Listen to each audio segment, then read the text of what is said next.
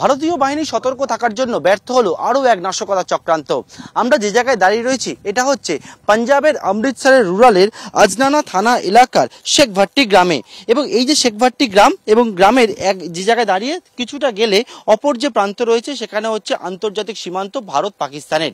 এবং সেই গ্রাম থেকে শনিবার দিন এখানে বিএসএফ এবং পুলিশ তারা আসে এবং এই যে জায়গা রয়েছে যেটা সম্পূর্ণ ফাঁকা জমি রয়েছে, চাষের জমি, এখান থেকে একটা বড় প্যাকেট উদ্ধার করে এবং সেই প্যাকেট খুলতে সেখান থেকে উদ্ধার হয় আরডিএক্স, সেখান থেকে উদ্ধার হয় ডিটোনেটর, সেখান থেকে উদ্ধার হয় অস্ত্রশস্ত্র, গুলি, সেটা উদ্ধার হয়েছে। রকমভাবে ভারতের ওপর আঘাত আনতে যখন পাকিস্তান ব্যর্থ হচ্ছিল তখন স্লিপার সেল এখানে অ্যাক্টিভ হয়ে থাকতে পারে। সেই স্লিপার সেল এগুলো নিয়ে কোন নাশকতা চালাতে পারে বলে গোয়েন্দারা মনে করছেন এবং এইটাও কিন্তু ব্যর্থ করলেন তারা। এখান থেকে বিপুল পরিমাণে এরকম আরডিএক্স, হাই এক্সপ্লোসিভ, ডিটোনেটর সেগুলো উদ্ধার হলো।